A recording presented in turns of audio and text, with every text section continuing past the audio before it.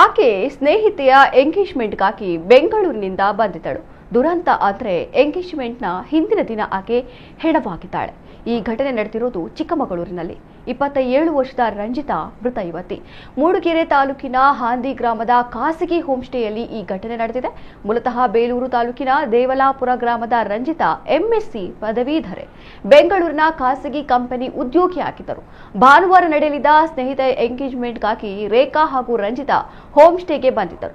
ಶನಿವಾರ ಬೆಳಿಗ್ಗೆ ಸ್ನಾನಕ್ಕೆಂದು ತೆರಳಿದ ರಂಜಿತಾ ತುಂಬಾ ಸಮಯವಾದರೂ ಸ್ನಾನಗೃಹದಿಂದ ಹೊರಬಾರದೇ ಇದ್ದಾಗ ಸ್ನಾನಗೃಹದ ಬಳಿ ರಂಜಿತಾ ಹೋಗಿ ನೋಡಿದ್ದಾರೆ.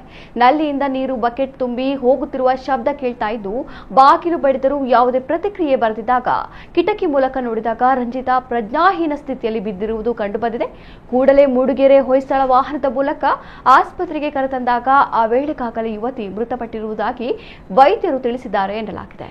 ಗೀಸರ್ನಲ್ಲಿ ಅನಿಲ ಸೋರಿಕೆಯಿಂದ ಆಕೆ ಸಾವನ್ನಪ್ಪಿದ್ದಾರೆಯೋ ಅಥವಾ ಹೃದಯಾಘಾತವಾಗಿರಬಹುದೇ ಅಥವಾ ಬೇರೆ ಏನಾದರೂ ಕಾರಣವಿತ್ತೆ ಎಂಬ ಸಂಶಯ ವ್ಯಕ್ತವಾಗಿದೆ.